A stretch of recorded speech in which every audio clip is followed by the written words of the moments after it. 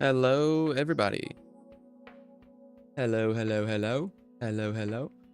It's been... it's been... Oh, goodness. Frick. Hold on. Let's try again. Hello, everyone. I haven't streamed since last year.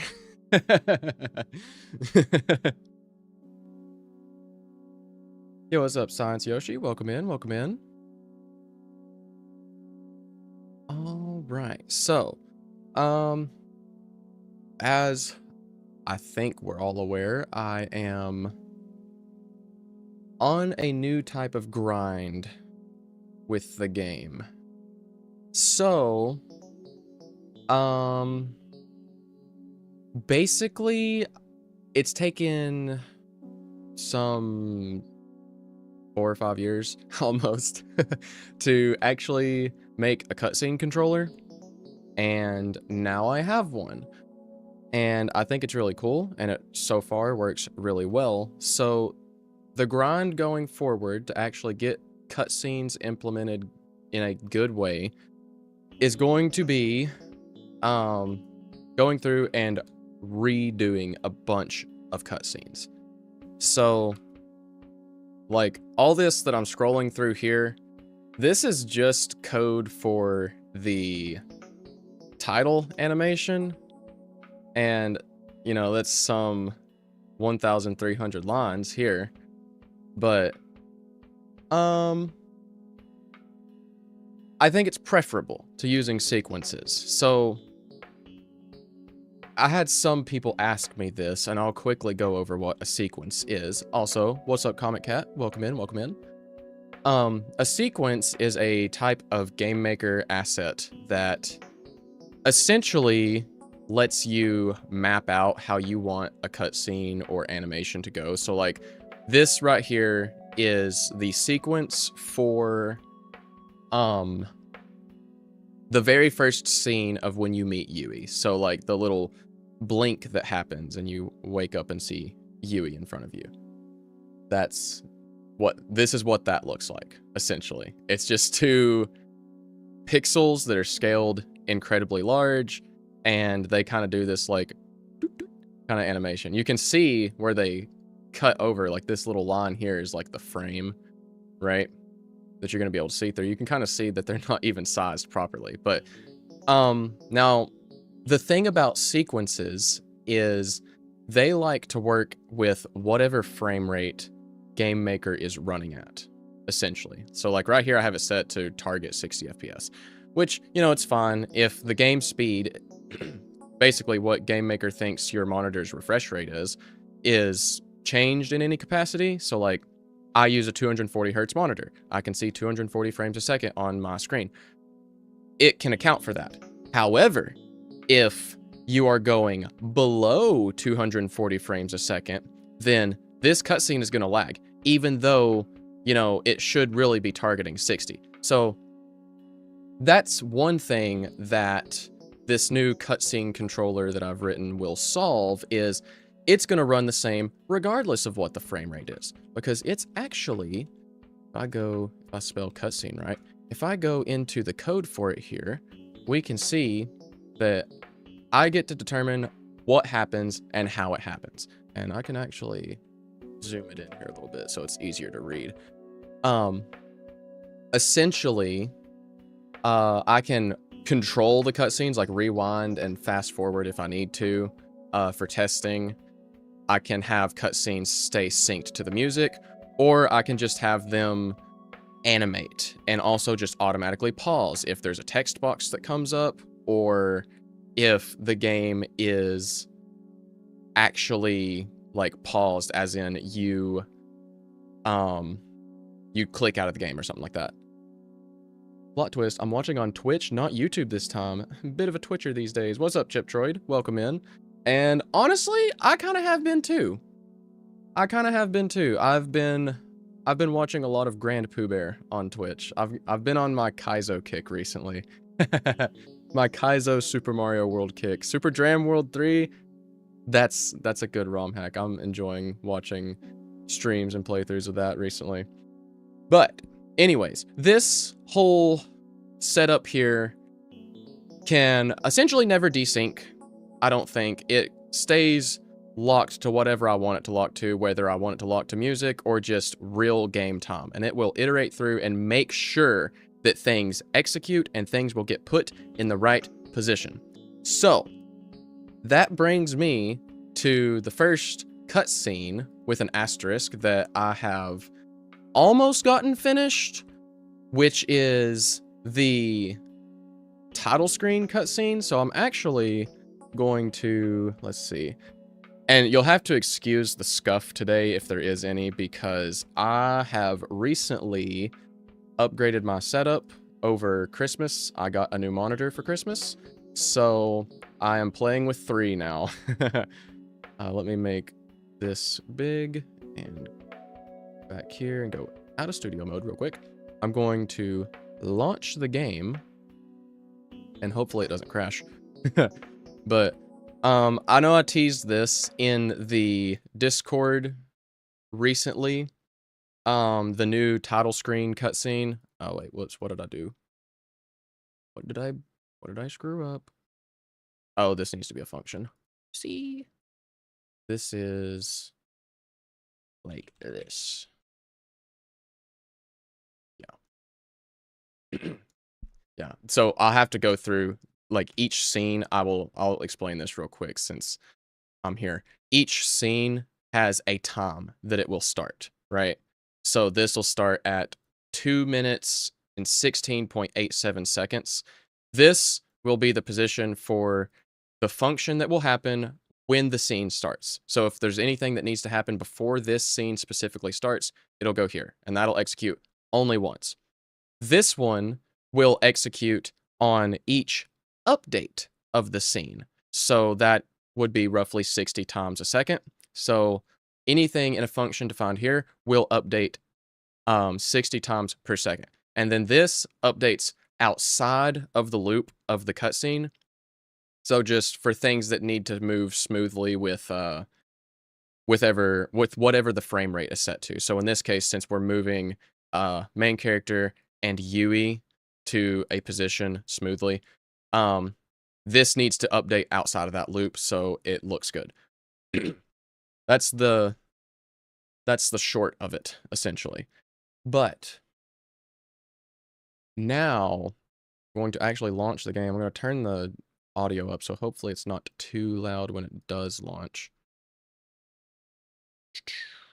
Come on. Slowly but surely. Let's see. Does it show up on stream? Yes, it does. But I do need to hide that little one down there, so let me do that real quick. Whoops. There we go. Okay. So this is the new title cutscene. It's not totally finished, but there's a lot more to it than was last teased. And I did take some feedback from members of the Discord. This area will now also update depending on where you're at in the game. I have to put the logic in for it to load that in, but it's possible to have this area be the desert, the canyon, the cathedral, the vomitorium. And this enemy that shows up in this scene will also change too, depending on the area. So, for the desert, it'll be a glutling. For the canyon and cathedral, desert cathedral, it'll be a glut slinger. It'll be pepperoni for vomitorium. Plus, you guys get to hear the new title theme a little bit too, if I would stop talking over it, but... It's very cool, and, like, it's mostly finished. Other than, like, I do want to change Kaguya's animations here, because hers sync up in a specific way that doesn't really look that great. But, essentially, the ending of this, once it's cooked a little bit, I think a lot of people are gonna be like, oh, shoot, it's so cool.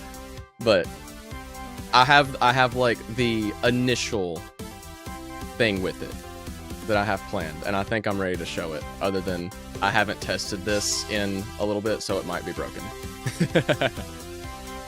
So we'll see. But now that part's coming up.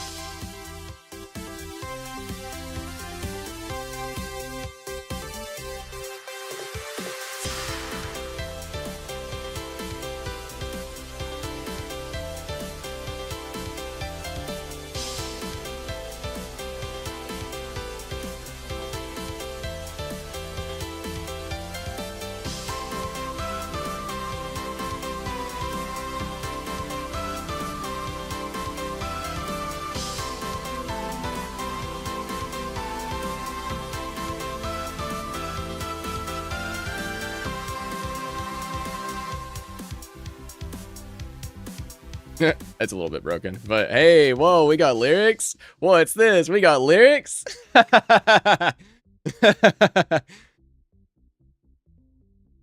So, oh, I'm noticing. Is my viewport screwed up there? It is. Oh no! The whole time I didn't even notice it. Ah, hold on. Let me fix that. Hold up. Where's my viewport scene? I can't believe. Does that fix it? Did that fix it? I can't tell. It's so small on this. There we go. Yeah. Okay.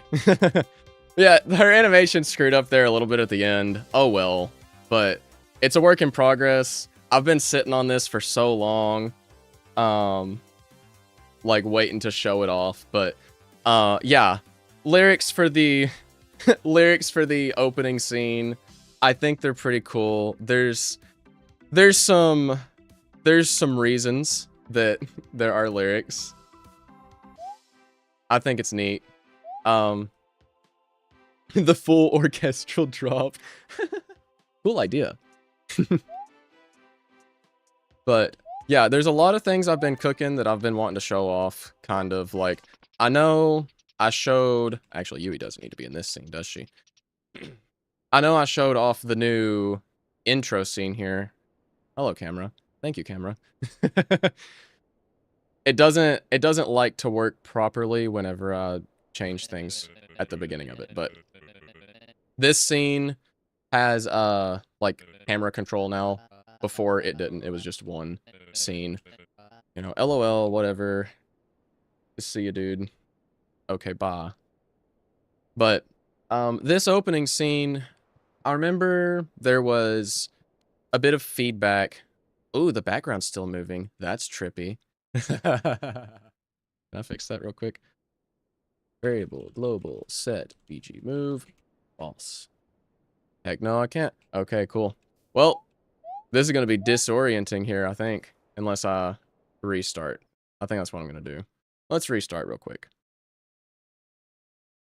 And let me just go, come on, load in. Thank you.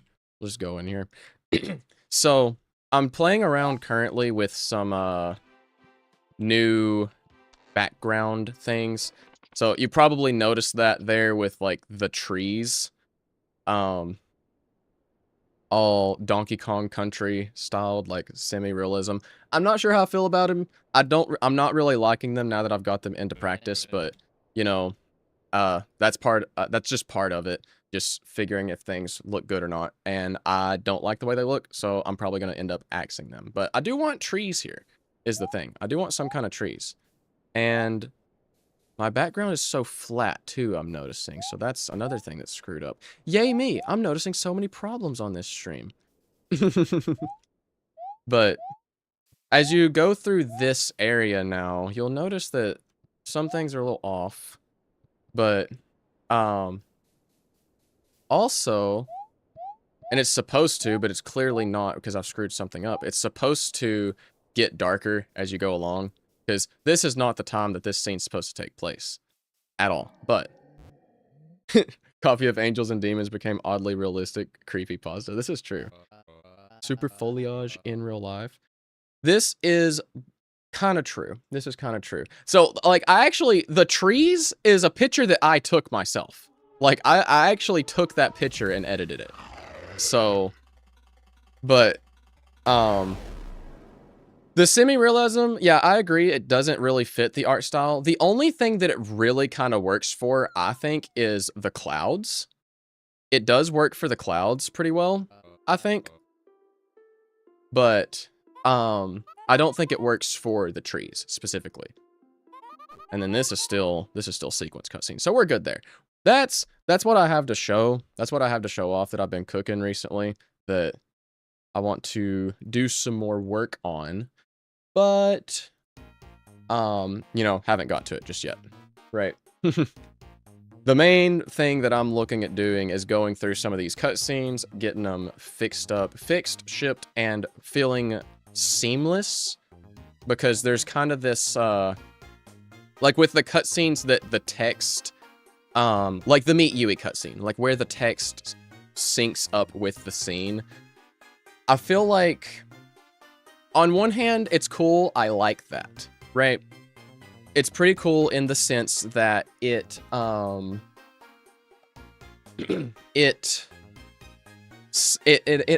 do I word this? Good grief. Like, let me think with my mind real quick. In the sense that the scene flows better that way, right?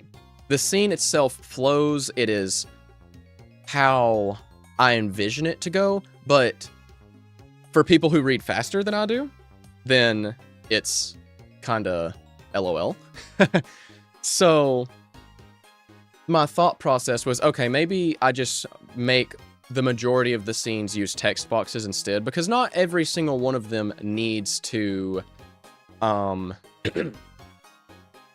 every single cutscene needs to be a, like, movie-style cutscene, right?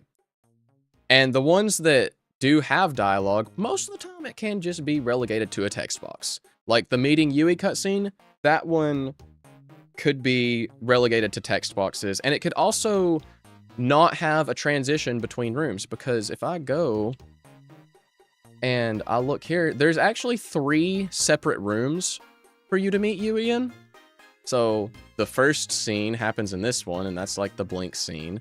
And then it snaps you to this room, and then this scene happens.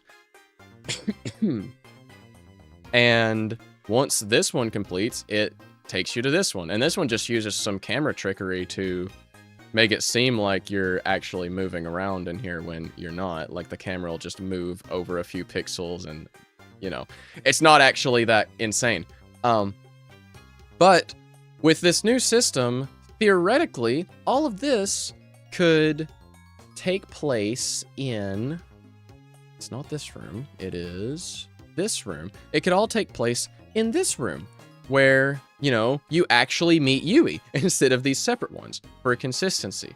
And I could just place the scene controller over here. Everything happens. If you skip the cutscene, you know, then it just doesn't do anything, and you just start, and it's seamless. It doesn't have to have a fade out or anything like that. It's all about game feel, I think. So that is the idea, and that's what I'm going to attempt to get going here. So there's a few things I'll need to do here. I've actually set up a few extra bonus things that will also work here as well. So, for example, another systems thing that I've been rolling with here is the method of playing music. You can now actually have music loop in certain parts, which it couldn't before. It was just start to finish, right? So I can say like, hey, loop at this time in the song. So that uncaps the Meet Yui song from being stuck as a, hey, this scene has to go along with the music, right? It doesn't have to do that anymore. It can loop to a certain point, and then after you've got to a certain point in the cutscene, it can remove that loop. And then I can also fade out a song as well, so it doesn't really matter. I can just fade it out. So that means that Meet Yui will have an OST version. Ha ha ha. So the first thing that I believe I need to do is disable portraits and black bars. We don't need that. We set our story progression, make sure that Yui human is true to begin with, because this will actually dictate how Yui's portraits appear. If Yui human is true, then she uses the portraits where she does not have her wings and halo. Fun fact. Clear out any unused music, play the Yui song, and then we have these. So what are these? These are keys to the localization file. Essentially, it's going to go across this. It's going to say, hey, we need prologue Meet Yui 1. What does that look like? Well, let's go into the language file, and we're going to also probably put this in the same block here. Let's just find prologue Meet Yui 1. So right here, we look at Meet Yui 1, and it's with the wheel effect. And then Yui's like, are you well? You had quite the fall. So I put all this in here with the idea that this file can just be exported to like a spreadsheet of some sort, and I can add comments into it and send that off for localization in the future. This is a cool thing to have. And I kind of like that I do it because now I can just search through every single bit of text in the entire game. So, these keys will, when they show up in any capacity, they'll be linked up here. But I'm actually going to get rid of like all of this because I need this to be in a text box and not for the cutscene. So we'll revisit that in just a second. And then this function here, this happens whenever we skip the cutscene. It's going to do some things. It's going to give us the actual dash ability, the high jump, which, fun fact, used to be an unlockable ability. This does not need to be there anymore since it's a song. Replace that with fade out song, and that's going to be whatever's currently playing at the time. And just that, and is this in milliseconds or seconds? Milliseconds, okay. And I want this to take place over a quarter of a second. So, do that. We make Yui human false if it isn't already, because this actually gets updated at some point into the cutscene, so that way Yui shows her wings. We'll go to that room, and then we'll make a fade out that does some things too. So, make a fade out, say, hey, go to these coordinates, make sure that main character is in a usable state, and make him the active player. Make sure that Yui is in this special Yui state where she acts like a party member, but she isn't selectable. You can't swap to Yui. And then make sure that we're in a cutscene state. But this will also probably change if this cutscene becomes seamless. So, and then we destroy the cutscene object, of course. Now, with all that out of the way, we can actually start doing some things here. So, the first thing I think I want to do is actually go to the cutscene file here, and I'm going to delete the old events here because we don't need these and they're not going to be used. Instead, I'm going to think with my mind. I need to inherit some events here, specifically the... Actually, we just need to add a draw event. Methinks. Do a draw event. We're going to bring this in here because we will need this to draw some specific things to the screen in just a little bit. So, first thing, not hit my microphone cord. Second thing, take a sip of my Dr. Pepper. Not sponsored. Third thing, we're going to add our first scene here at 0 seconds. And what do we need to do? Let's see. We're going to need some things. We're going to say A is 1. This is going to be the alpha value for the blink effect.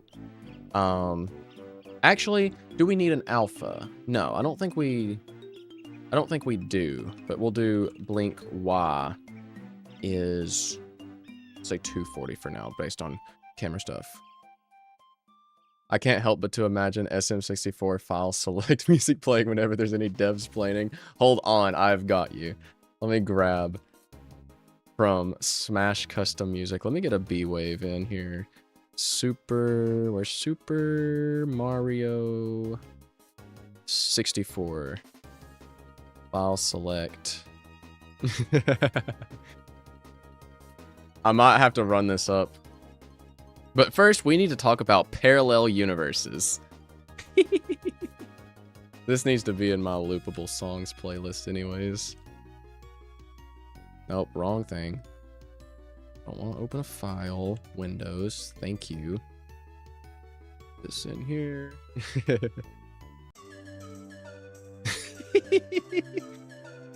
All right, so we're going to need a few variables here for our new cutscene. And now you may be wondering, what is a variable? A variable is something that you use in programming to store information. For example, this variable is named blink Y and it holds the value of 240. This blink Y variable is going to be used to control the display of eyelids for this cutscene. And now our next thing will be a method. This add scene is a method, and this method takes a time, an initialization function, a loop function, and a outside of loop function.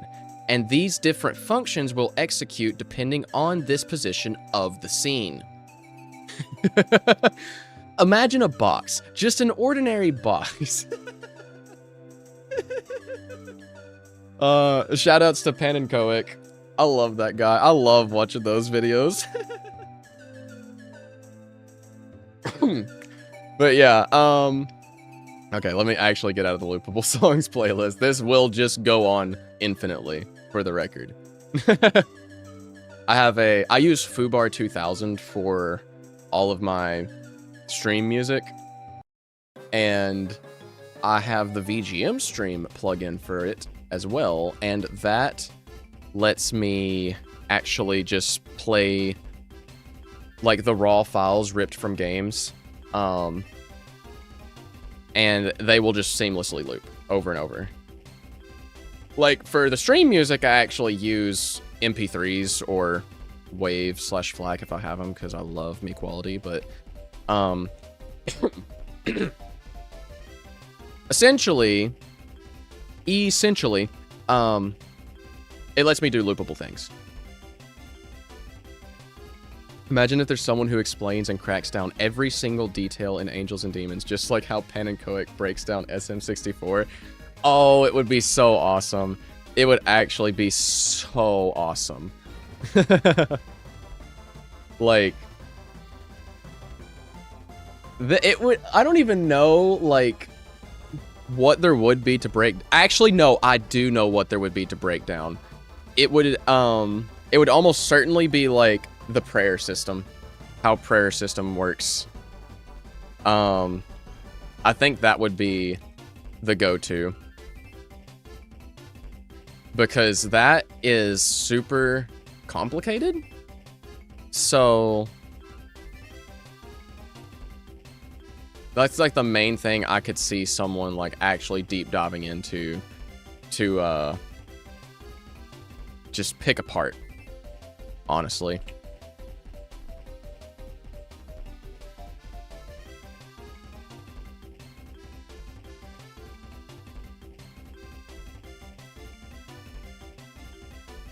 Okay, so what I'm doing here is I'm actually just manually drawing out the blinky pixel thing that I showed in the existing cutscene, where it's a sequence. So I have full control over that here, and won't have to worry about frame rate dips with it. Like, the idea behind even making this change, like, other than I needed it for certain things in the future, is that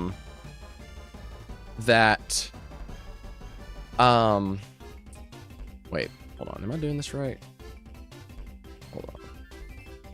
Yeah, so I want the game to run as best as it can, even on like really poor hardware, right? And this is just part of it. So I guess it'd be that value. I don't want people to worry too much about their hardware, essentially, right?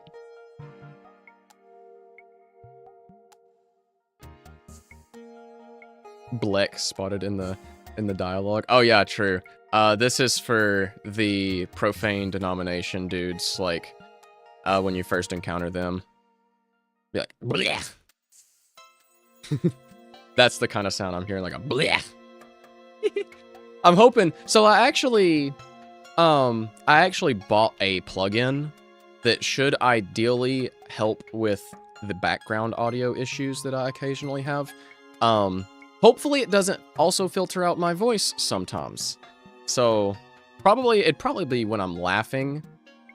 But I bought the Elgato voice focus plugin, and I've ran a few tests with it. I think I've got it configured to where I sound like basically how I used to, but it should, if there's like excessive background noise for some reason, it should filter all that out. And then it's just on me to stay focused on the stream and the content and everything. Because I actually, it's kind of funny. I seen a YouTube short from a fellow VTuber, and they were talking about, oh, this plugin, the Elgato Voice Focus, and they showed a demonstration of how it works, like with a literal drill whirring right next to the microphone. And I was like, oh shoot, that's cool. So I left a comment. I was like, hey, do you happen to know how well this works for dogs barking? Because that's like my biggest issue with streaming is I have dogs and they bark. And they were like, no, I don't, but I'm making a bigger video on this in the future. I will add that to the list of things I test. And like a week ago, I seen that video and they actually did my suggestion. I was like, oh shoot, you're awesome. You're so cool. Thank you. So I used their referral code for it too. At least I think it went through. I made sure that I clicked the link in the description below. You know, that's the first time I've ever done that in my life for like a content creator, right? Is like actually using like an affiliate link or something like that. So like, and they earned it too. I will give it to them. They, you know, they took the feedback that I like requested essentially, I guess. They took my suggestion and were like, hey, you know, that's a good idea, and put it into the video. And I was like, you know, you're a goat. I hope you get something from this. No more doggo barks, hopefully. I have the setting on it to about 80%, like 80% aggression, I guess. And from my testing, it can still get in there just a little bit, but it should be quiet enough that you won't hear it over the music or myself talking, is the idea. But it also like fixes like some audio quality stuff too, like mic hiss. It just gets rid of that, and I don't have to fiddle with Reaper filter and deal with its latency. Because as far as I can tell, this plugin, while being better, is slightly lower latency, which, you know, it's like negligible latency anyways. It's like 50 milliseconds tops, but you know, it's still slightly less than Reaper filter was, which is what I used before. But that was just for noise. That wasn't for dogs or anything like that. This one should retain more audio quality than other things. So, okay. Actually, I'm going to move this stuff after all of the scene things, because I want the music to start when the scene starts, so after it bakes all the information. Now I gotta think on how I want this to start out. First, I'm gonna reference the title cutscene. How do I, because this is a new system, I'm just making sure that I set things up properly here. So I will need to do this. We're going to make sure that we're setting this player state variable here. This is going to basically tell the cutscene, or tell the player object whenever the room starts, hey, this is the cutscene you need to be in, right? And then we're going to activate some characters here. So I'm actually just going to not make a loop out of this because we don't need it. And I shouldn't need that there, but we'll just do this. REMC, char UE, and just, there we go. So this is just going to make sure that these two characters are active and can be utilized by the cutscene. And I apologize about the coughing too. I'm still not totally over my allergy moment that I've been having. So where I live, the temperature has been like crazy fluctuating recently, and like me and my family had the windows open like all week while it was like 70 something degrees, and we have like we live in a very allergenic area, let me say that. So I've just had a lot of like, I've had dry throat and drainage for like 3 weeks.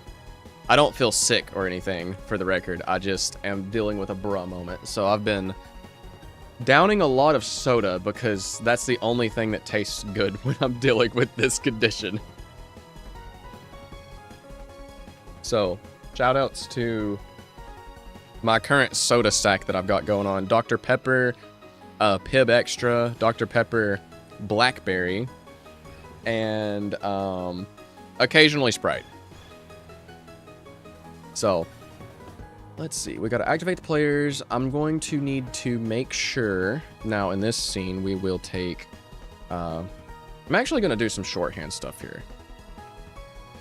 So I don't have to type as much, since I know we're going to be using these variables often. Allergies and dandelions. Yo. This is true. In the same vein of like the propane depreciation gag we've got running. Wouldn't be Journoid without Dr. Pepper. This is so true. If I'm ever not like talking about drinking a Dr. Pepper, like then probably come help me. I've been replaced. That's not me. So okay, so we're going to make MC invisible here. And make Yui visible for sure. Claritin shout out. Hashtag not sponsored. Claritin clear. Nah. Couldn't do allergy meds because then it's just gonna be like I'm mostly just like a I'll just stick it out kind of person anyhow. Typically. I'm gonna set Yui's depth, make sure she's on this layer. So I'm doing this to make sure she's actually behind the cutscene so she doesn't show up in front of your eyelids here. Doppelganger spotted, or is he possessed by a demon? Would be in fashion of angels and demons, but what even is a sequence? So a sequence is a asset type in Game Maker that lets you, and I'll open one up here. I'll go back into this example real quick. I gave this earlier. A sequence is basically like an animation timeline. You can use it to make cutscenes or very specific things animate really nicely.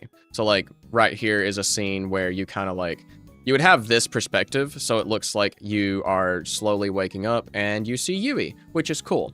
However, the issue with these is they don't play well with variable frame rates. So if you lag ever so slightly, so does this cutscene, even if you are above the target frame rate, right? So if you have a higher refresh rate monitor, say 240 hertz like me, that means you would be operating at 240 frames a second. This cutscene targets 60 frames a second, and even if you go below that 240 frames per second mark, it's gonna think, oh, we're lagging, because it tries to compensate for that.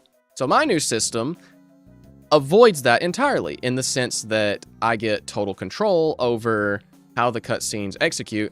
The downside with an asterisk is that I just have to do everything manually in code. But honestly, I kind of prefer that. Be honestly interesting, certainly interesting if she appeared in front of your eyelids. I mean, that's low-key just me every night. I close my eyes and I just see angels and demons, so SM64 music slowly fades in. Honestly, I need to actually grab the MP3 for that and put it onto the stream playlist. I'm kind of surprised I don't have the SM64 OST on the stream playlist. I kind of just need that. So, Yui on the proper depth. I'll just go ahead and do this for main character too, because he needs to be there as well. Just for consistency's sake, and I'll get to actually adjusting this scene like in relevance to the tutorial room, because I want this scene to take place right here, essentially in this room, in the room that you actually do your abilities. So but Make it a bind on my keyboard and smash it every time I devsplain anything. I wonder if there is a Stream Deck plugin for Foobar 2000 or something, because that would be really cool. I bet there is a way that I could set that up, maybe through jumping through a bunch of hoops, but I'm not sure. Anyhow, I think I do need to go ahead and set this up in room space. So I gotta remember what's our chapel town. And I'm actually just gonna bring this to a full thing here. I need to find UE partner. Okay, I don't have a key for this one yet. So let's see.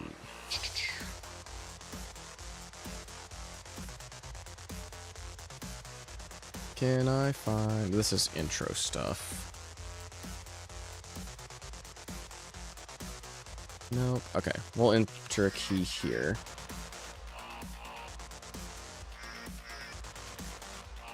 And how do we set this in the cutscene? Do we set this first? Yes. So, yeah, that's the right one. Probably need to adjust the music volume just a smidge. I forget that, like, any of my tracks are, like, slightly louder than all the other ones. So, you know, there's a few unreleased Angels and Demons tracks in here. This is one of them. Some of you might be able to, pick out, you know, what some of these could be used for. Hint, hint. But... So this is where that earlier bug is happening too, like with it, like, not depth sorting the backgrounds properly. I'm not exactly sure why, but, I'll have to figure that out when I get there. But we'll say, hey, are we in this room? And then just do some things. So, I will actually need to go into the previous cutscene, which is... Shoot, what is the name of that? I guess it happens up here. Show me left for you are Prologue Cliff. You need to send the player, when you're done, to Mountain UE Partner, and you need to go to something.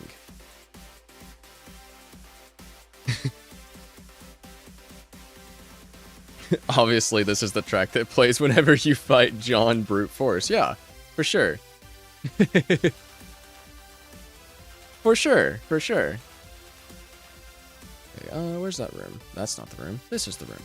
There's so many windows on my screen. I need to not accidentally, like, move my mouse too far to the right, because then I click into, OBS. It's not what I want right now. Okay, player, I want you to be at these coordinates. What are your coordinates here? 764, 860. 764, 860. So there's that, and now get out of here. You've served your purpose. Good job. Now, that cutscene will send us here, and now we should be in this room, which means... Also, holy autopilot typing sentence. That message was completely botched. I was able to decipher it. This song is making me want to unleash my wrath. Wink, wink, nudge, nudge. You would think, actually, but... You know, actually, it might be spoilers. It might be spoilers. I might not be able to, to say this one without spoiling part of the game. Let's just say that Demo 5 may answer some questions.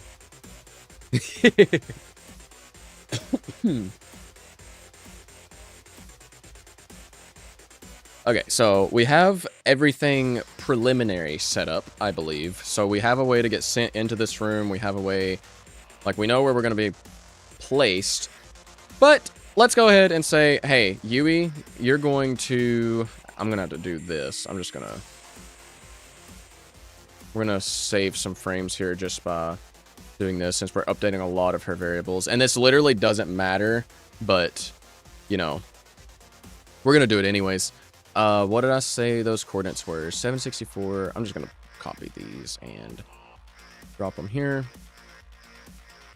Okay, so your X is going to be that, and your Y is going to be that. And I also need to set up these two variables. So these are actually used to smooth the motion of the characters.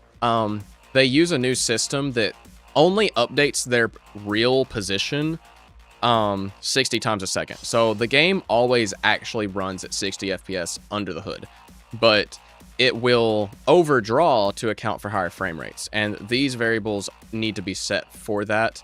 So since we can do this too, we'll set her alpha. Since we're setting so many variables, it's slightly faster on like the nanosecond level just to say, hey, with Yui, do these things instead of Yui's this is this or whatever. Watch as Demo 5 answers less questions than it gives. Yeah, like it will answer a lot of questions, but oh my gosh, there's going to be so many new questions that show up. I'm low-key slightly worried that I'm accidentally going to spoil something working on the code on stream. I have something so crazy planned that, and I was talking about this in the Discord just the other day. It's to the point, like, this is such a thing that I will probably have to go hands off with like the discussion. Like I still want y'all to theorize about the game and everything. Don't get me wrong.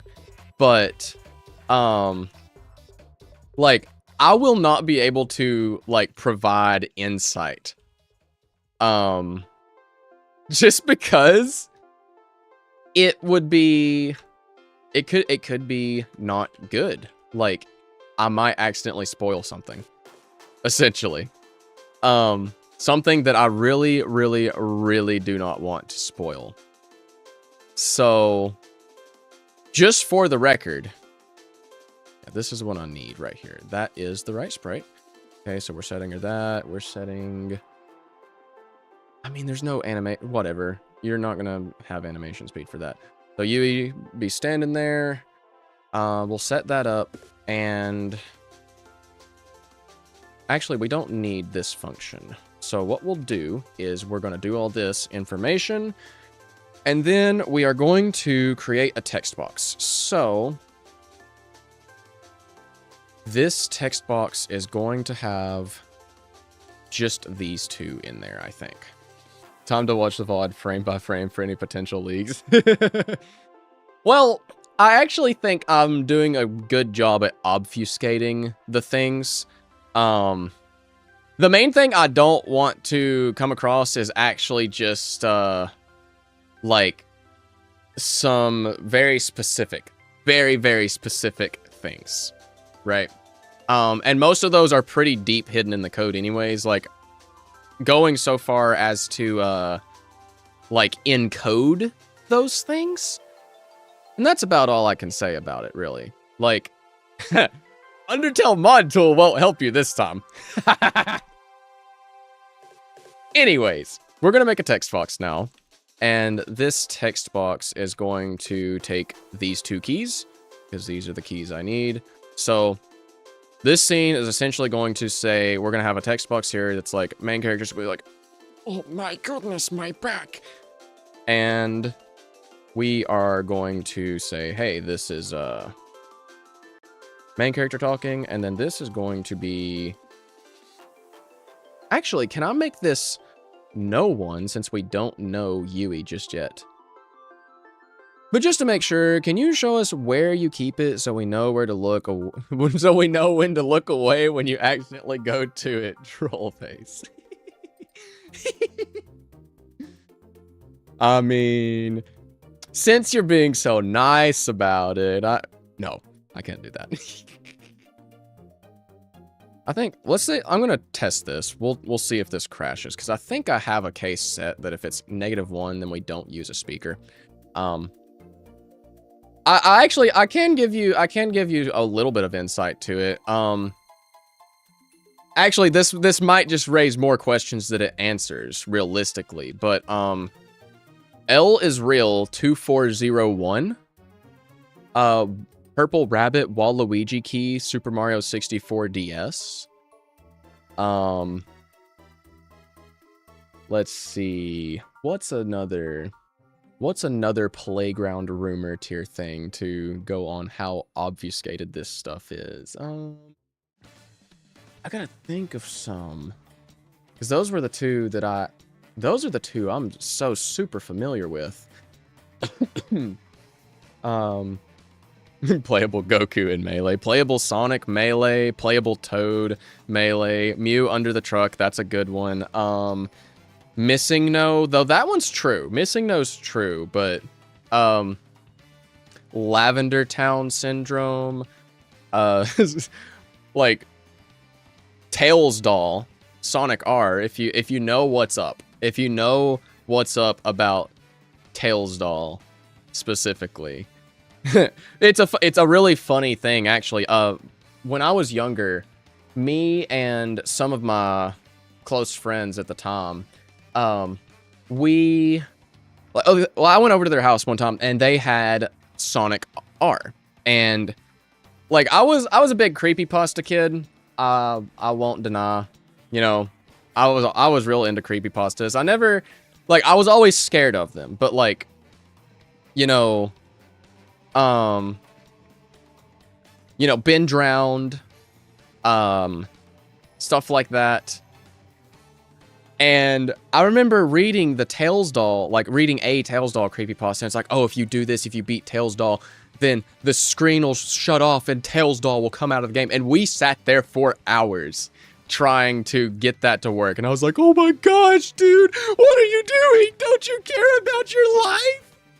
Like, what are you doing? Tails Doll's gonna get you! The Wario apparition. Yeah, true.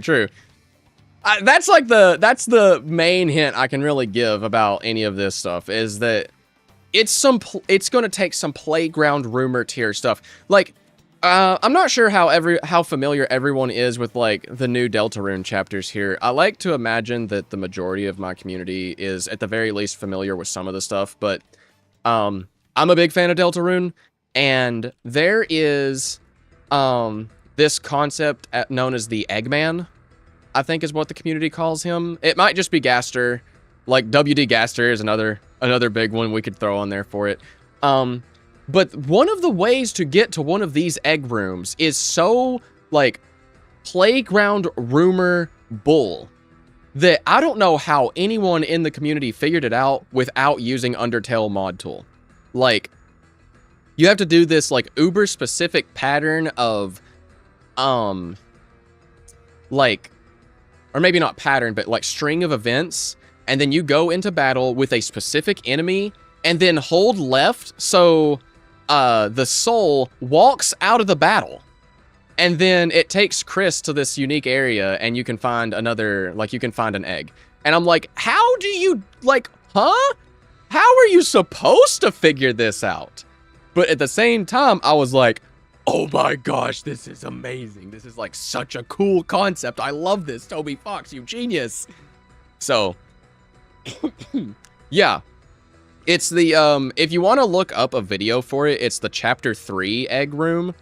Like, it's a 20-minute endeavor, I believe, to get everything done. Like, in Chapter 1, you just, I think you just, like, re-enter the room where the original Star Walker appears a bunch of times, and occasionally you will, or eventually, you will enter a different room with the egg tree. I don't remember how you get it in Chapter 2, but I know you do that convoluted stuff for Chapter 3, and then Chapter 4 has something to do with, like, I want to call it the wishing well, but that might not be the term for it, in, the first sanctuary area, like, so, I've also not seen the original Starwalker while playing. But no, like, I do think that what Toby's doing with Deltarune is really cool. I like the concept. It's probably some Gaster stuff. Like, I've been following Undertale and Deltarune since, like, basically since Undertale released, right? But like, the Gaster stuff has always fascinated me. Like, it's such a cool concept for a character that's just, like, wanting to exist but isn't supposed to, right? Like, that to me is just awesome, right? So now here's what I need to now. So what's gonna happen? We're gonna have this dialogue. Yui's gonna be like, "Hey, you had quite the fall," and then we're gonna start waking up. That's what we're gonna do here, I think. So for this scene, it's gonna trigger technically half a second in here. We are going to say that Blink Y is going to be equal to 320 minus 320 times get scene timer on the playhead.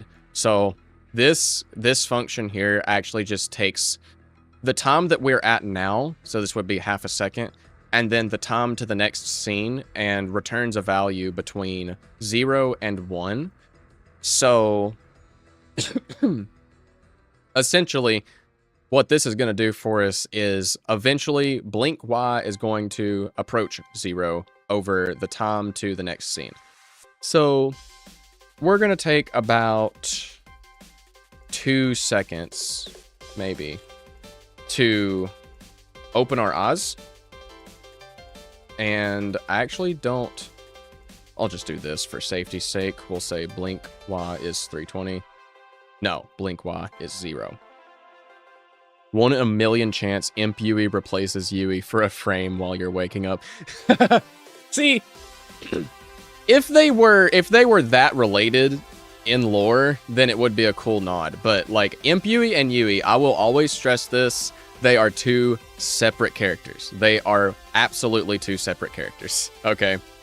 Like, I gotta stick up for my girl. Imp Yui is not Yui. All right, sticking up for Yui here. Let me put emphasis, right? Yui is who she says she is, right? She is your guardian angel. And yeah, that's it, basically. I think this one, nah. Does this one need to be? This one does need to be smooth, now that I'm thinking about it. 1 in a million to replace Yui's design with the old one for a frame. You know, not a bad idea, actually. I guess one thing that's technically possible with this new cutscene system is character costumes. So if I was, like, insane and wanted to go through and redo every single... Well, maybe not redo every animation, but make new animations also for the old art style and slot them in, I could do that, and they would properly appear in cutscenes. That's another cool thing that, like, this cutscene system is, like, able to do.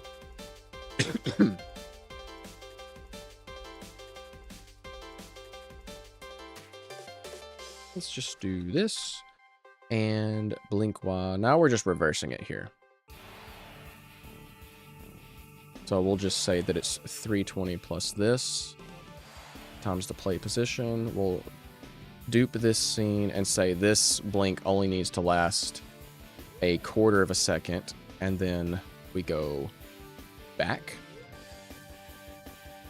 and then we'll say only a quarter of a second, and then we go back, I think. Wait, am I doing this right? Hold up. So this is closed, this is open, this is closed, this is open.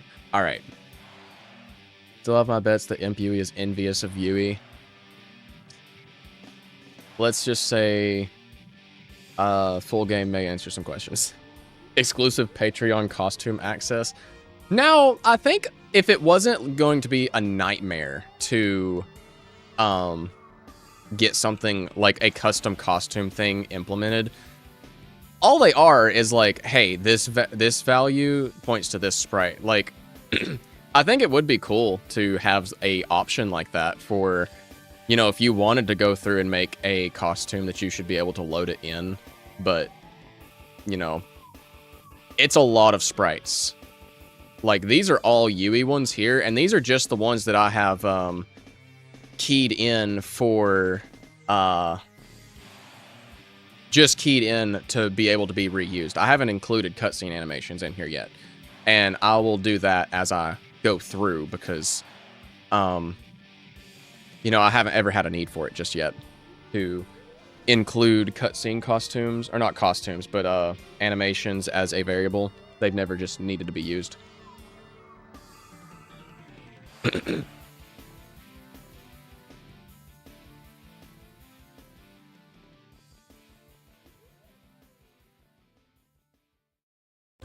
Modding a bow to all of MC's sprites. Let's see. This one now. We'll sit here on this one for about... Let's do just like that. It will only take 3 months. I mean, probably. There's a lot of animations in the game. Like, if I was to go and open like just the sheet that is character animations, that sucker is like a 4K atlas. It is a 4K texture atlas of just frames of animation.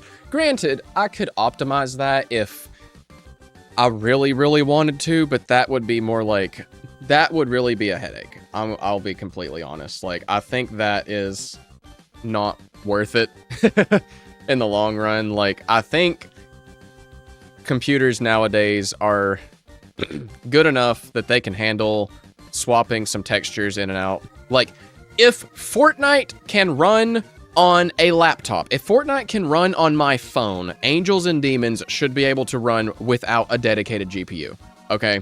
It should be able to run with, like, Intel integrated graphics or an AMD Vega chipset or something like that. If you know, you know, but if you don't, just basically no dedicated graphics card, right?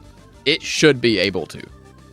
I need to double check this. I actually have not done a full compilation of the game in a long time, and I need to test that on my laptop and see, because when I actually do testing for the game, I will build it as if it's getting ready to be released, and I will play it on my laptop connected to a 4K display, specifically my TV upstairs. And provided that laptop, which does not have like a dedicated GPU, it's just like a AMD APU thing, provided that it can consistently keep 60 FPS and go through the whole game, no issues, I think that's a success for optimization. Would you say it's harder to add custom character assets to Angels and Demons than a game like Pizza Tower? So the thing is, with Pizza Tower, the complexity of adding animations is just because of the way that McPig did everything for it. Basically, I think every single animation in Pizza Tower is just like, it's overly animated to like such a high degree that it is just difficult to make those animations work within the context of the game. Now, granted, there's still a ton of animations in there, right? There's tons. But I think if you were to total up all the animations like across like just the 5 protagonists in Angels and Demons and compare those with like Peppino and the Noise, it might right now, like, I think Pizza Tower has me beat probably, but by the time the game's finished, it might be like more on par, or Angels and Demons might go over that mark. I don't know, it'd be hard to say without seeing the actual stats, but I'd say in terms of like just getting an animation added in, that's equivalent difficulty. Finished Peppino mod has like 3,000 sprites. Oh yeah, I did see that on Twitter. I did see that got finished. Yeah, 3,000 sprites. That would actually put the 5 pro tags in Angels and Demons just around the same ballpark then, because, and I can check right now, main character, his Aseprite file has 857, so let's add this up real quick. 857 plus Yui has 810. Okay. Kaguya currently has 613. Autumn has 454 currently, and Hector has 489. That is 3,223 sprites across the 5 protagonists. And that's not counting like dialogue sprites or anything like that. That's just like the raw character animations and stuff like that. So, waiting for the day Angels and Demons repainted drops. That'd be awesome. I would love to see something like that. I actually had the idea of, like, maybe not open sourcing, but releasing a build of Demo 4 that is compiled with the Game Maker virtual machine instead of the compiler, the Yo-Yo compiler. That way, the community is able to just, like, mess around and do mods for it and everything. The only issue with doing that for Demo 4 is that if it becomes, like, the de facto modding copy of the game, then, like, say someone posts a mod of Demo 4, and it gets, like, super popular, then it's like, oh shoot, well, now everyone's seeing Demo 4 instead of Demo 5, like all of the cool stuff that I've done for that and how much better, in my opinion, that it looks. So now I have, like, the ultimatum, like, do I... Actually, you know, there is like a middle ground to this. It's called, I just make the front, like, facing Demo 5, like, on Steam and itch and whatever platform. That just gets the actual, like, intended compiled version, whatever.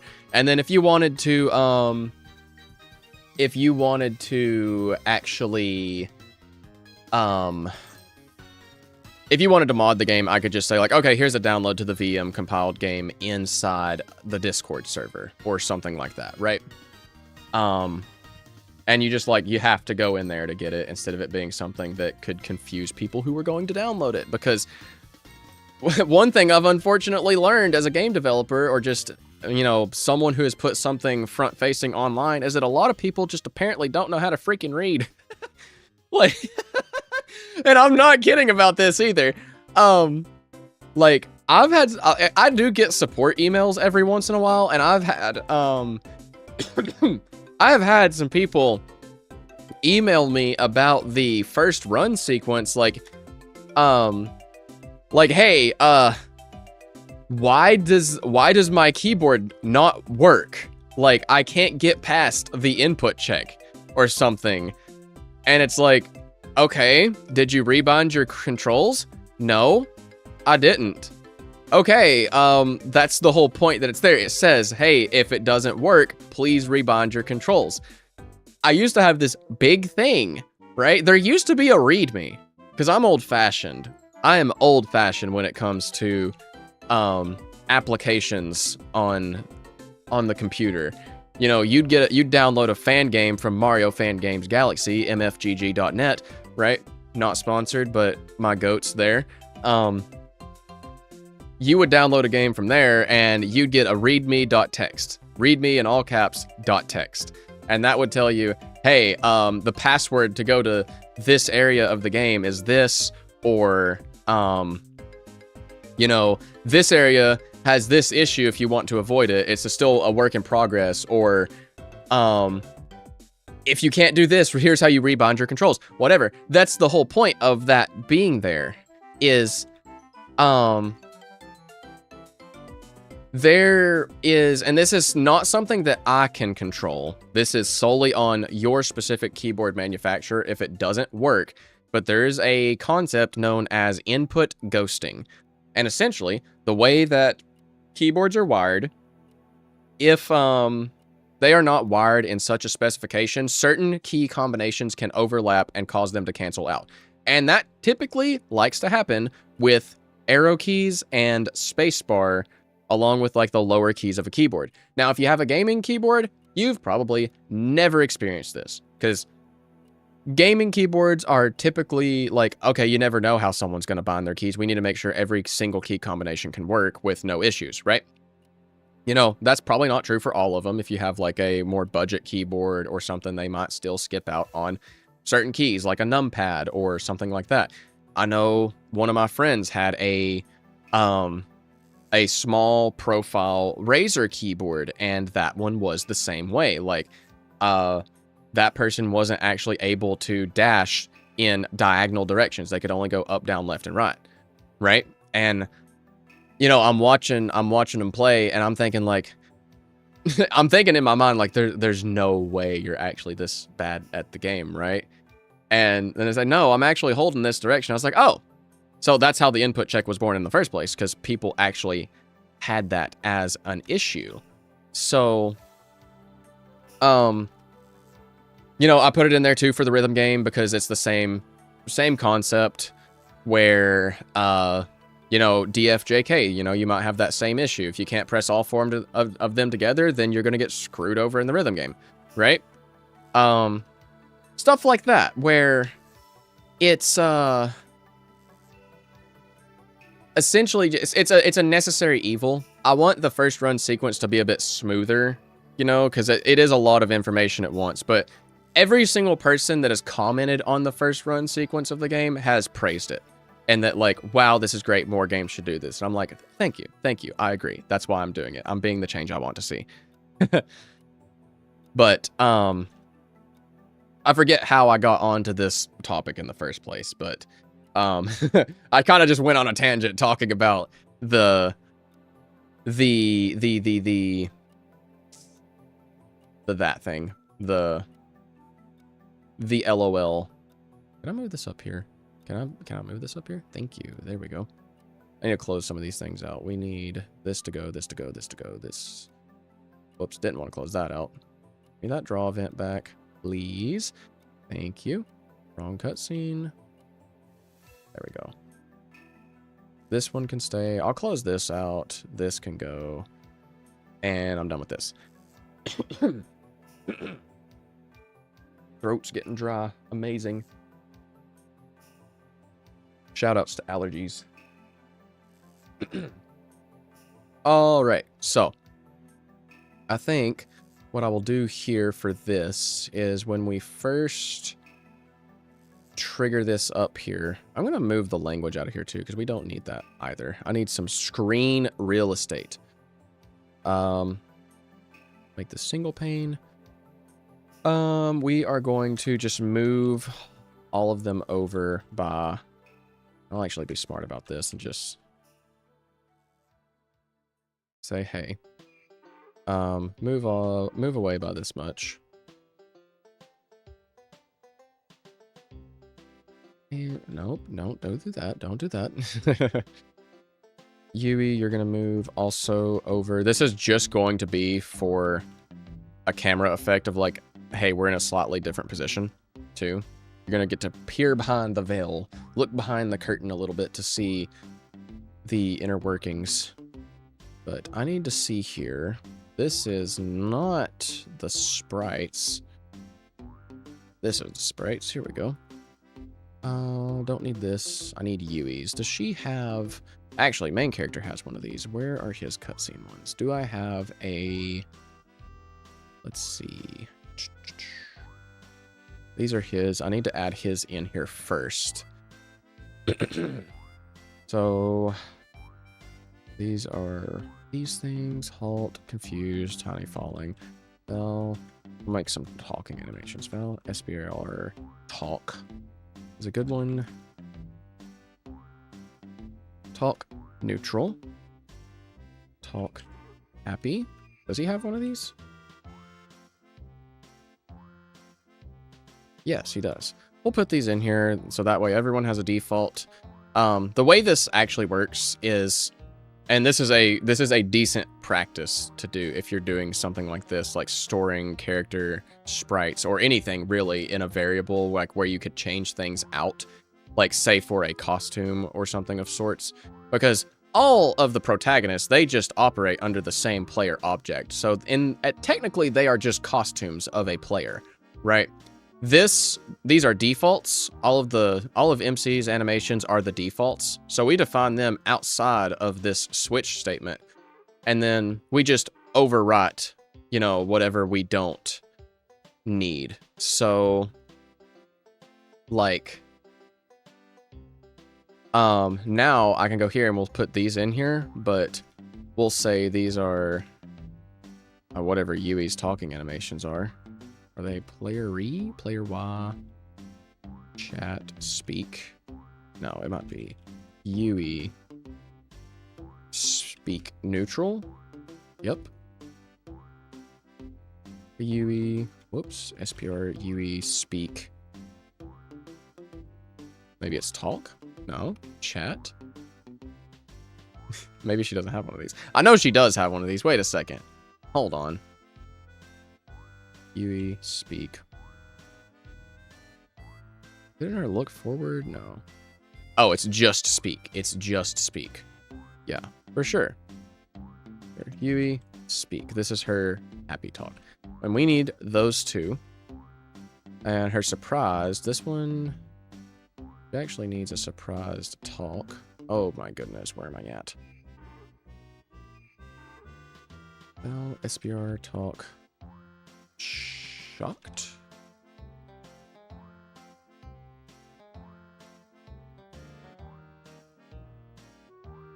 Surprised speak. And there she has that one. That one's clocked in there. That one is good. Let's see.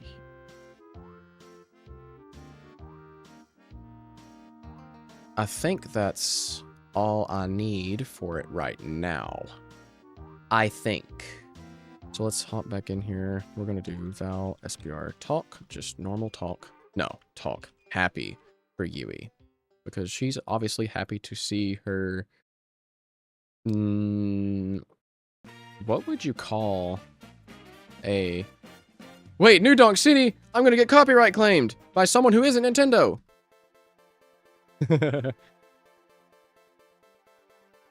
Let's see. I think, oh, we need to set her player X scale to -1. That's another thing I need to update here too, is this player X scale equals, actually, main characters gets updated there anyways. Do this for Yui. There's the chance she gets turned around in the title cutscene, and this doesn't reset. We'll do this, we'll move them over, and this is our initialization, and then this is our smoothness, so,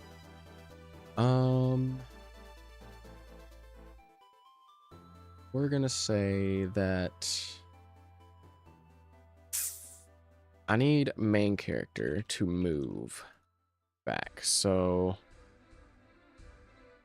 let's just do some things here. XX equals, where do I want him to be in this scene?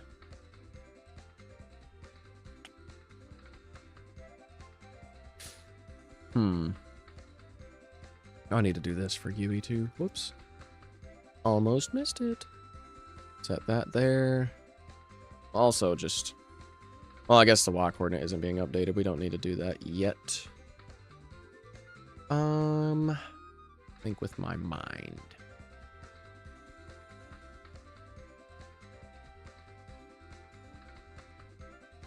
I'm going to actually make a variable here that's like an anchor to the center of our scene. And that is, again, this other 764. So 764, 860 is our center. 764. I'll just do like this. We'll just make it a array. Simple as. And that's just a key value pair, XY values. And we'll just use that as need be. So we'll say this.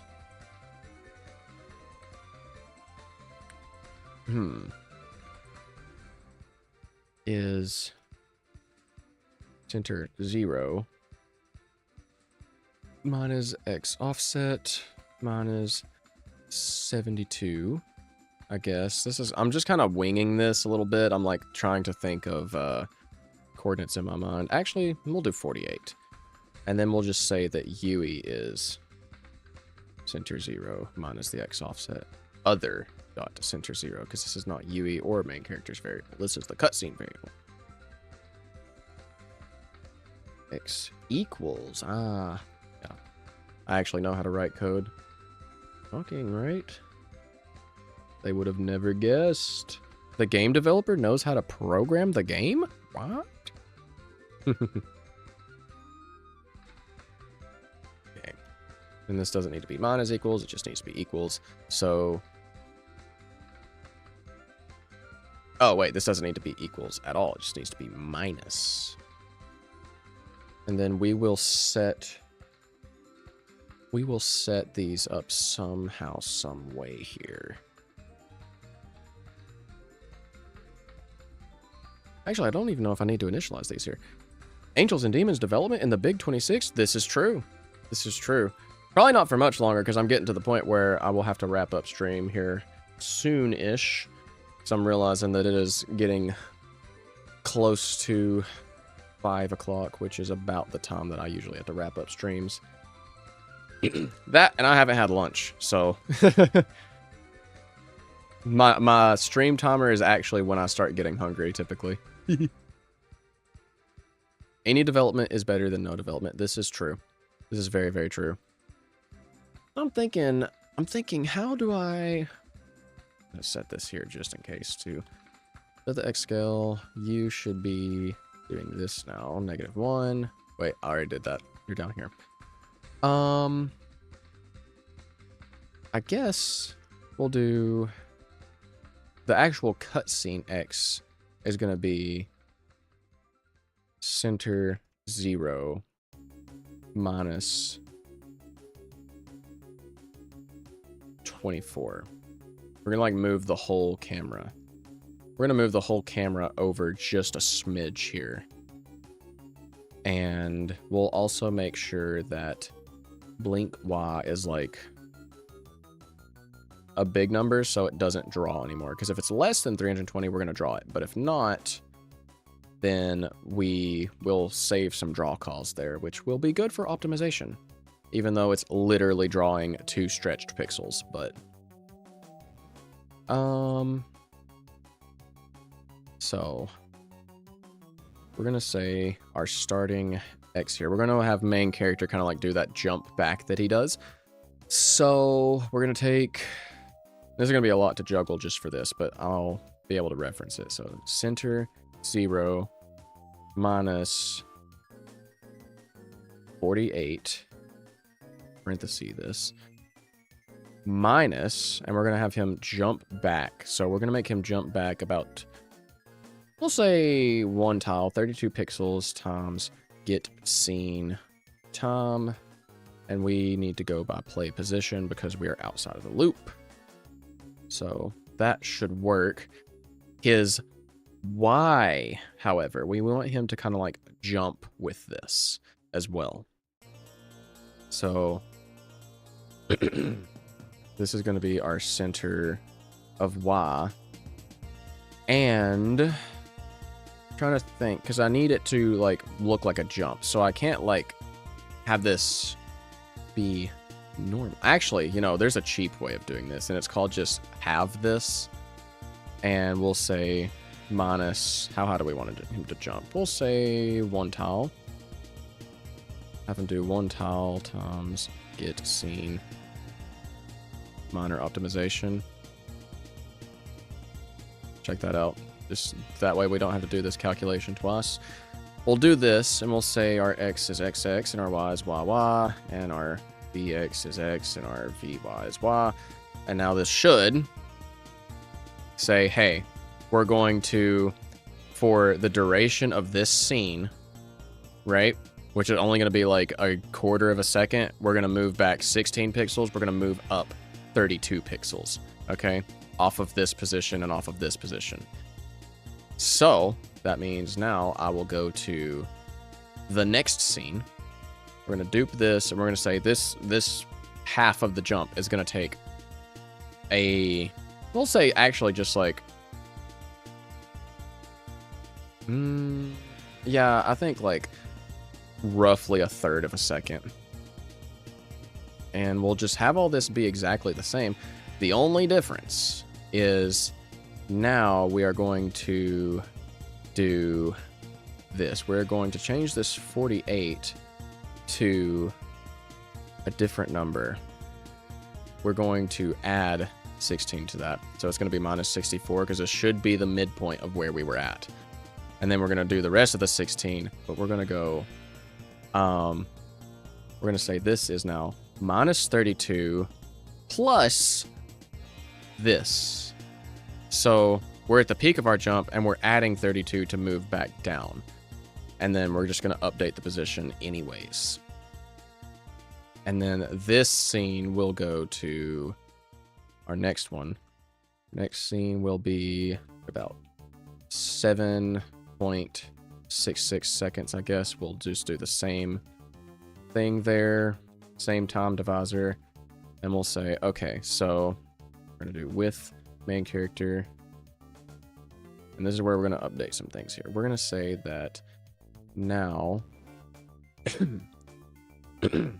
RX, actually, you know, I don't need this initializer function here or for that one. We don't need to do anything special. We're going to do this, and we will set him on the ground. We're going to make him squish and set to a different animation. What language is that? Not Python? No, it is actually Game Maker language, which is, it's kind of like, it'd be similar to JavaScript. It'd be like if JavaScript and C had a baby, I think, is the way I've heard it explained. Essentially, like, it doesn't really care what you do with certain types of variables and whatnot, but, you know, it's also not for web design, so it's not JavaScript, but some people say it's very similar to JavaScript, so I just have to go off of that. We're going to say his x is other dot center 0 minus 72? No, minus 80. Yeah, because that's where this will have us end up. Our y is other dot center 1, and we're going to set, actually we'll do vx is x, vy is y, and we are going to squish, because we just landed, to set our sprite to SPR confused. What does this look like? Can I see? May I see it? You're in here.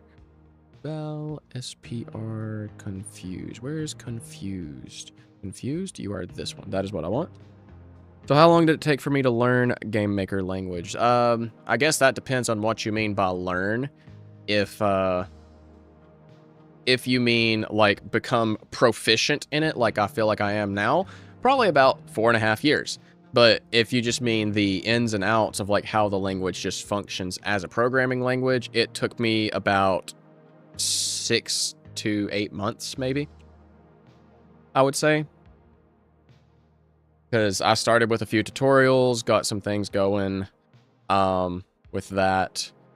It's really easy to pick up the basics, but if you want to get into like the nitty-gritty of things, it's a little bit more complicated sometimes. But like if this is a question about getting started into game development, like I like Game Maker because of how easy it is to get into, but I'm also what you might call committed to the bit, because A lot of the things that I do in Game Maker are just like much easier to accomplish in other engines right out of the box. But Game Maker is king for 2D games, specifically like platformers and RPGs. Pizza Tower, Game Maker game. Undertale and Deltarune, Game Maker games.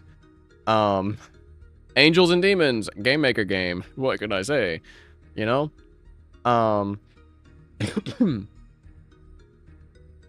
But, yeah. Essentially, it's like,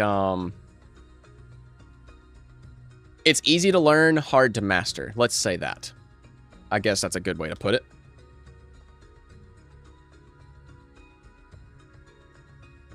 Well, actually, you know what I think I'll do here is we're not gonna... I'll set image speed here, and I'll set image index to 0. So I think Yui's Talk Happy is actually... It starts on a...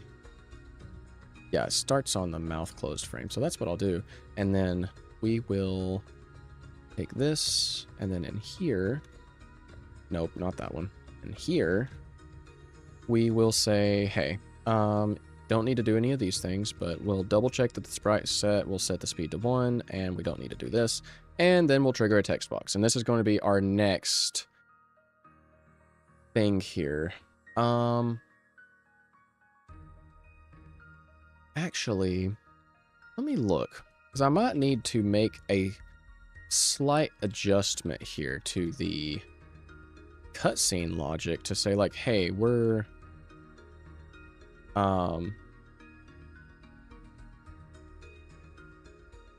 let's see.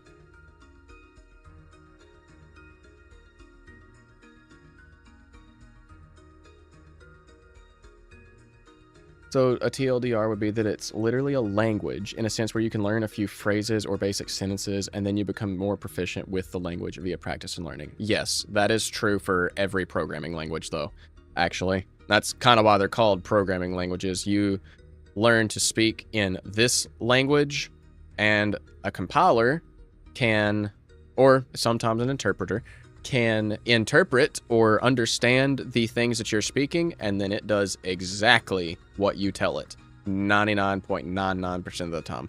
There are very few exceptions to that, and that just gets into the nitty-gritty of things, but oh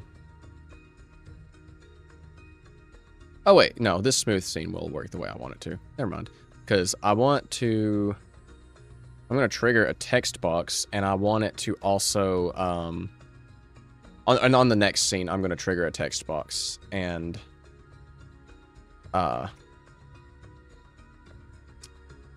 that scene is going to have main character walking around in it. So, but, let's see here. Let me get a time check in real quick. 450. What's my status looking like? Probably got about 10 more minutes of stream in me. Let's see how much more of this I can get through. But another sip of Dr. Pepper. I think it'd be really cool if I got like a Dr. Pepper sponsorship or something like that. Like how I mentioned earlier in stream that I've been watching a lot of Grand Pooh Bear and his stuff with Super Dram World 3 and just Kaizo Mario in general. I kind of wonder if, because he's sponsored by Red Bull, he gets to do a bunch of stuff with Red Bull and stuff like that. Like, just he gets he's obviously the only thing he has to really do is like have their stuff show up on his stream, like just product placement. And you know, I wouldn't mind. I don't think I'd mind that, because like you know, I'm always talking about Dr. Pepper anyways, but like, you know, they can't know that. The Dr. Pepper people can't know that, because then they'll be like, well, why would we sponsor him? Why would we pay him? He's doing it for free anyways. Played Mario Party 9 for the first time today, and I don't know how to feel about it considering my only reference is Mario Party DS. That's rough because Mario Party DS is like one of the best ones. In my opinion, at least. I have a soft spot for the DS games. You know, as if me being the Partners in Time guy wasn't enough of a giveaway there, but, you know, I think it's true. So, let's see. I need to actually... What key do I need?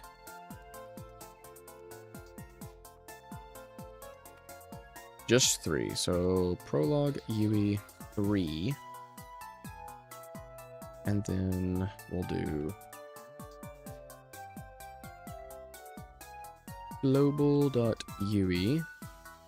Actually, you know, I might have to, like, mod this thing in real time. I'll have to make, like, a unknown UE for this first one here. UE who? Everybody in the cart gimmick I didn't care for and thought it wasn't really fun compared to the literal game board feel of DS. Yeah, the car gimmick was not great. The only thing that it really accomplishes is making the games go by quicker. Which, I mean, if I sit down to play a game of Mario Party, like, I'm low-key wanting to run, like, the maximum amount of turns that the game lets you do, you know?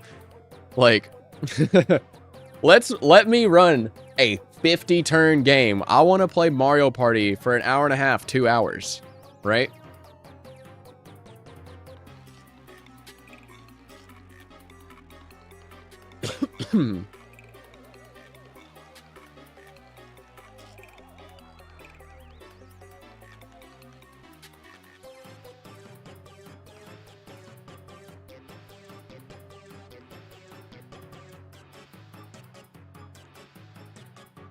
Mario Party should be the literal monopoly of games. Yeah, like, for real.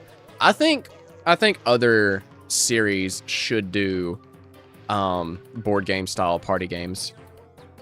Honestly. I think that would be beneficial. I mean, I'd play... I think there's something to be had in a Kirby board game.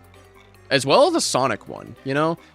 Though, the thing about a Sonic board game is that type of style does not mesh with the average, like, Sonic player, because I would think the main thing that someone who likes Sonic likes about Sonic is going fast. So, it would have to be some kind of fast-paced board game. Sonic Shuffle. Oh, I didn't even know that was a thing. Wait a second. What is that? Sonic Shuffle. Oh, shoot. Wait. It's literally Mario Party. Yeah, it's Sonic fandom. Party video game that plays like a board game in a 3D/isometric perspective, similar to Nintendo's Mario Party. Huh. Long time ago, Kirby made a board game that was sold at Wendy's. Really? Interesting, interesting. I was unaware. So, I'm gonna do Yui Who for this one, and then we need a Yui Who portrait. So we actually give her portrait here, but we just don't know who she is yet. And this is SBR dialogue Yui human. She gonna do that. And then we'll just use the regular Yui for other things later on.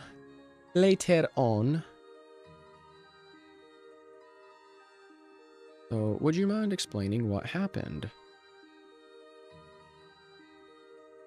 What emotion do I need? I have a second Game Maker window open that I'm glad that OBS is not trying to focus. We'll just give her emotion 1. That's all we need. And I'll make this slightly more readable since it's only one piece of text. There we go. And we will create text event, text speaker emotion, and add scene. And we'll just do, we'll leave this kind of gap, just in case gap. But anyhow, I'm thinking that is probably going to be it for the stream today. I think this is all the time I got. And I'm getting pretty hungry, so I want to go make myself some lunch. Because I'm bad about not eating recently for some reason. My appetite's been shot. And now that I'm feeling hungry, I want to go, like, eat some food. So, because I've had very little to eat today. Just, like, some mini pancakes from the microwave for breakfast and 4 cans of soda, so I'm living incredibly healthy. I've visited the doctor 3 times today. The Dr. Pepper. One of those was a can of Pib. So, I think that's where I'm going to wrap things up for today. So, for everyone who came and hang out and was watching the stream, thank you very much for doing so. I really appreciate it, and I hope you guys enjoyed. Be sure to check the YouTube description or Twitch boxes down below for links to my other socials, or to join the Discord, because that way, if you're in the Discord, you can get teaser pings for more things about the game, things that I don't show on stream sometimes, or just get notified as soon as I go live, things like that, on top of just being able to interact with the community. So, make sure to check all that stuff out. If you're not subscribed on YouTube, make sure to do that. Smash like if you haven't already. And I think that's about it. So, again, thank you guys very much for watching. I really hope you enjoyed, and I will see you guys in the next one.